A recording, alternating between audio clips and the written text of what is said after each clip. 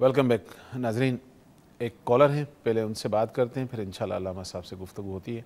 अस्सलाम वालेकुम जी। अस्सलाम वालेकुम। वालेकुम अस्सलाम।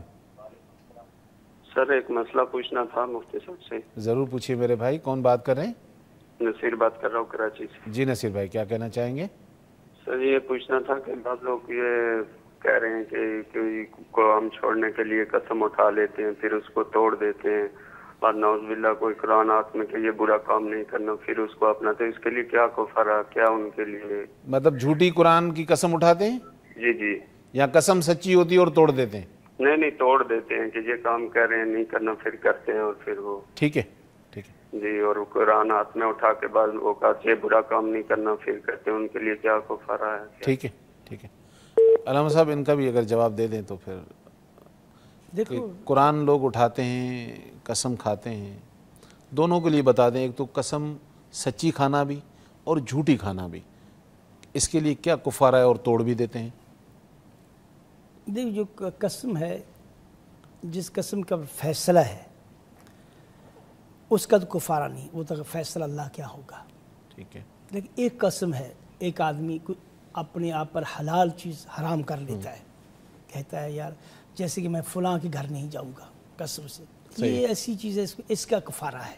यानी कि शरई काम, जी शरई काम है, उसके लिए कसम खा ली कि मैं नहीं करूंगा, ये नहीं करूंगा, तो उसका कुफारा अदा करके वो काम कर सकता है। ठीक है। बाकी ये उसके लिए कुफारा क्या होगा? कुफारा वही 3 मस्कीनों को खाना खिलाना, और उसको जो अल्लाह शरत मसाकिन 10 मस्कीनों को खाना खिलाना, और उसका जो भी 3 रोज़े रखना या तहरीर रक़बा। यानी कि जो काम अल्लाह और उसके रसूल नबी पाक सल्लल्लाहु अलैहि वसल्लम ने हमारे लिए जायज़ करार दिया, उसको न करने की कसम खाना, उसके लिए कुफारा होगा।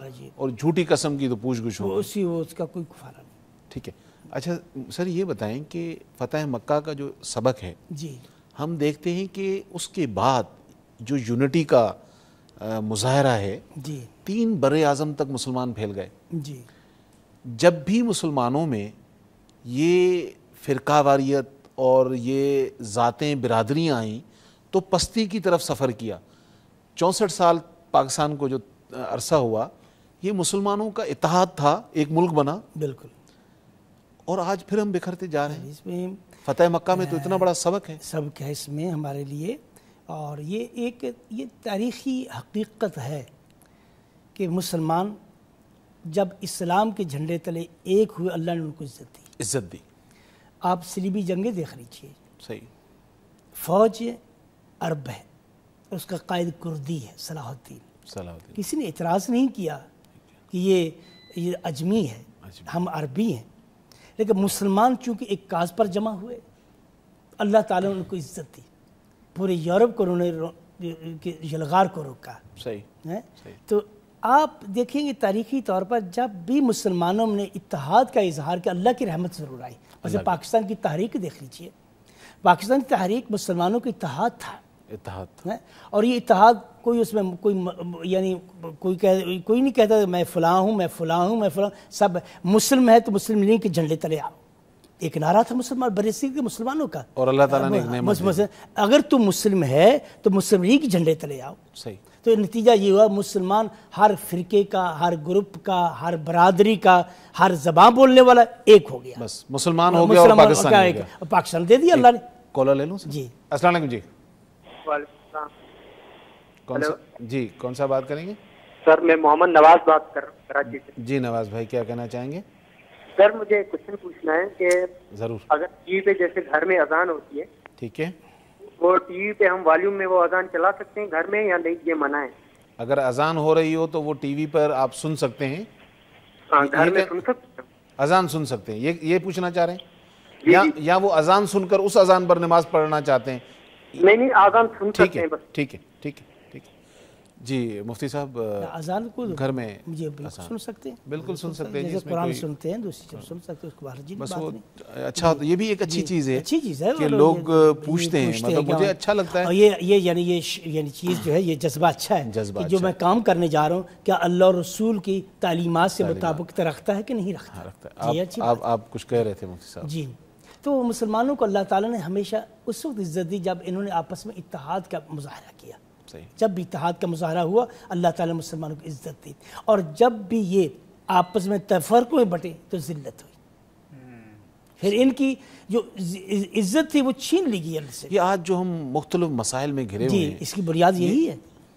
تب یہ دیکھو نا یہ کیسے ہے، ایک مسلمان لا الہ الا اللہ پڑھ رہا ہے، دوسرا بھائی مسلمان لا الہ، دونوں ایک دوسرے کو قتل کر کے خوش ہو رہے ہیں، اللہ کی رحمت کہاں ہوگی؟ اب تو معیار جو کیفیت انسان کی اتنا بے حس ہے کہ وہ تو جب کوئی بلاسٹ ہوتا ہے، بم کا دھماکہ ہوتا ہے، بولتا ہے اچھا لاہور میں ہوا ہے، تو کراچی والا کہتا ہے اچھا میں تو یہاں ہوں۔ اور مطلب یعنی کہ اگر صوبے سے دوسرے صوبے میں، یعنی کہ مسلمان کی کیفیت تو اللہ کے حبیب نے یہ بتائی ہے کہ جب کسی ایک بندے کو، چاہے وہ کسی براعظم میں کیوں نہیں رہتا ہو، تو اس کا دل لرز جاتا ہے اپنے اس کلمے کی شدت کی وجہ سے۔ ہم سب مسلمان ہیں، اللہ تعالیٰ نے ہمیں ایک ملک دیا ہے، ہم ایک دوسرے سے کیوں اتنا پیار نہیں کرتے ہیں؟ اس پر بات کرتے ہیں، کالر ہیں۔ السلام علیکم جی۔ وعلیکم السلام ڈاکٹر صاحب، کیسے ہیں؟ الحمدللہ۔ ڈاکٹر صاحب بات یہ ہے کہ ہمیں کچھ سوال کرنا تھا، بڑی دنوں سے بے چینی ہے۔ ضرور کیجئے میرے بھائی۔ قرآن کریم جو ہے وہ تو پوری دنیا کی تشریح کرتی ہے، کوئی شک جب نہیں۔ قرآن کریم کی تشریح کی باری آتی ہے تو وہ اور کتابوں سے کیا جاتا ہے، یہ کیا مسئلہ؟ ذرا علماء سے پوچھیے گا۔ مطلب قرآن کی تشریح اگر کوئی اور کتاب کر رہا ہوتا ہے، کوئی ادھر ادھر کی کتابوں سے اس کی تشریح کی جاتی ہے قرآن کریم کی، کیا یہ ضرورت ہے اچھا مطلب قرآن کریم کی تشریح کوئی اور کتاب کرے؟ اور کوئی کتاب کرے؟ ٹھیک ہے، جی جی ٹھیک ہے، ضرور سوال کرتے ہیں۔ قرآن شریف خود ایک واضح کتاب ہے، اور اس کی میننگ کی اگر کوئی ڈیپتھ نہیں جانتا وہ ایک الگ بات ہے، لیکن اگر اس کی گہرائی میں ڈوبتا ہے تو اسے تو کسی کتاب کی ضرورت نہیں ہے۔ لیکن بہرحال ایک سوال تھا کہ لوگ قرآن کی تشریح کے لیے کسی اور کتابوں کی ان کو ضرورت پڑتی ہے۔ اور کتاب کی کون سی؟ اب حدیث کی تو ضرورت پڑتی ہے، بالکل حدیث کی ضرورت اس کی تو ضرورت پڑتی ہے۔ حدیث اور قرآن دونوں لازم ملزوم چیزیں۔ انما اوتیت القرآن مثلہ معہ، رسول کے فرمایا قرآن دیا اللہ تعالیٰ، اس کے ساتھ اسی جیسی چیز دوسری ہے۔ سنت اور قرآن دونوں لازم ملزوم چیزیں، ان کو توڑا نہیں جا سکتا آپس میں، کیونکہ قرآن سنت جو ہے قرآن کی تشریح ہے، عملی صورت ہے۔ بے شک اللہ تعالیٰ نے قرآن ہی نازل نہیں کیا، قرآن کے ساتھ اللہ نے رسول بھیجا، اور رسول کی ذمہ داری ہے قرآن کی تشریح۔ اسوہ حسنہ بتا دیا۔ تو اگر رسول قرآن کی تشریح نہیں کریں گے تو ہم قرآن کو نہیں سمجھ سکتے۔ قرآن نے تو مجمل احکام دے دیے، لیکن اس پر عمل کیسے کرنا وہ رسول نے بتایا ہمیں۔ بہت ساری چیزیں ایسی ہیں جو واضح ہیں، لیکن یعنی کہ اب سپوز کریں 5 وقت کی نماز کا اگر ذکر ہو، پڑھنی کیسے ہے، یہ کیسے پڑھنی ہے، نماز کیسے پڑھنی ہے، نماز کے اوقات کیسے، زکوٰۃ ہے، زکوٰۃ کا تو قرآن نے کہہ دیا، دینی کیسے کہنی ہے، کتنے مال پر دینی ہے، یہ تو حدیث نے بتایا نا ہمیں۔ تو حدیث جو اس کا مقصد یہ ہے کہ مفتی صاحب کہہ رہے ہیں کہ اگر قرآن کو سمجھنا ہے تو حدیث کا ہونا تو ضروری ہے، باقی کتابوں کی ضرورت نہیں پڑتی۔ ہاں دنیا کا باقی علم جو ہے اس کو لینا بہت اچھی بات ہے، اگر آپ دنیاوی ویسے علم لینا چاہتے ہیں، لیکن کرائٹیریا جو قرآن کی روشنی میں باقی کتابوں کو دیکھیں گے زیادہ سمجھ میں آئے گا، اگر دنیا کی روشنی اٹھا کر اور قرآن کو دیکھیں گے سمجھ میں نہیں آئے گا۔ ایک کالر ہیں، السلام علیکم جی۔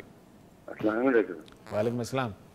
سر مجھے یہ پوچھنا تھا کہ ہمارے باہر مسجد میں جو اذان ہوتی ہے، ٹھیک ہے، اس کے بعد اسی ٹائم ٹی وی میں بھی جو اذان ہو رہی ہوتی ہے، تو ہم اگر ٹی وی کی آواز سن رہے ہیں تو مسجد کی اذان کا بے عمری تو نہیں ہوتی؟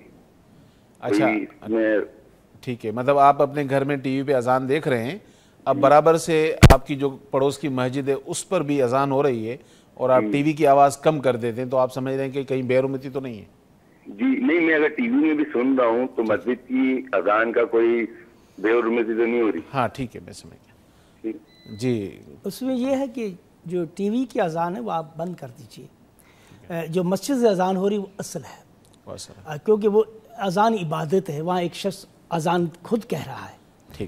ٹی وی کی جو آواز ہے وہ ریکارڈڈ ہے یا کچھ اس کا طریقہ ہے، اور فاصلہ بھی ہوتا ہے، سرٹن ٹائم پہ فاصلہ بھی ہوتا ہے، اور وہ جو مسجد کی اذان اس کا جواب دیجیے۔ ہاں بہتر طریقہ یہی ہے کہ آپ کے سراؤنڈنگ میں جو مسجد ہے اس کا جواب دیجیے، اس کا آپ ضرور جواب دیں، اور ٹی وی کا واقعی فاصلہ بھی ہوتا ہے۔ ابھی ہم نے یہاں بیٹھے بیٹھے لاہور والوں کا روزہ کھلوا دیا کیونکہ وہاں اذان تھی، لیکن ہم ابھی بھی روزے میں ہیں۔ تو خیر ناظرین، جو بیسیکلی اس سارے پروگرام کا مدعا تھا وہ صرف یہ تھا کہ فتح مکہ کے اندر اللہ کے حبیب نبی کریم صلی اللہ علیہ وآلہ وسلم نے بہت سارے لوگوں کو، ایسے لوگوں کو معاف کیا جس کا تصور نہیں ہے. اگر آپ حضرت حبشی کے بارے میں پڑھیں, حضرت حمزہ کے وہ قاتل ہیں رضی اللہ تعالیٰ عنہ, حضرت ابو سفیان کے واقعات پڑھیں, آپ صلی اللہ علیہ وسلم کی زندگی کے اوپر جتنی تکلیفیں, لیکن وہی اعلان تھا لا تسریب علیکم الیوم, آج کے دن نہیں پوچھا جائے گا. تو یہ سنت اٹھا کر کیا ہم سارے مسلمان جو ان صوبوں میں رہتے ہیں ایک دوسرے سے محبت, اگر آج ہم یہ چھوڑ دیں کہ پہلے ہم مسلمان ہیں پھر ہم پاکستانی ہیں, آپ ضرور اپنے قبیلے بتائیں, ضرور سندھی, پنجابی, پٹھان, مہاجر جو بھی آپ ہیں اپنی پہچان کی حد تک تو بتائیں, لیکن اگر انہی قبائل کے اوپر اپنی ادا پر فدا ہونا ہے تو اللہ کی رحمتوں سے محروم ہو جائیں گے.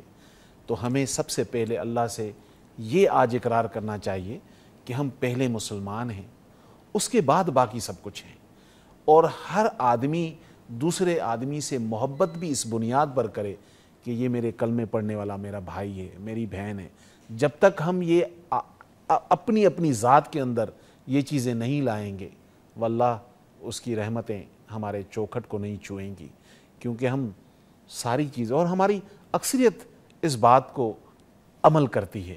جو نہیں کرتے ہیں اللہ تعالیٰ ان کو توفیق دے, کیونکہ یہ بہت پیارا ملک پاکستان, جسے آپ بھی پیار کرتے ہیں, جسے ہم بھی کرتے ہیں, آج اسے ہماری ضرورت ہے, تو ہمیں اس سے پیار کرنا چاہیے. انشاءاللہ کل کسی نئے عنوان کے ساتھ آپ کے ساتھ ہوں گے. تب تک کے لیے اجازت دیجیے. السلام علیکم ورحمۃ اللہ وبرکاتہ.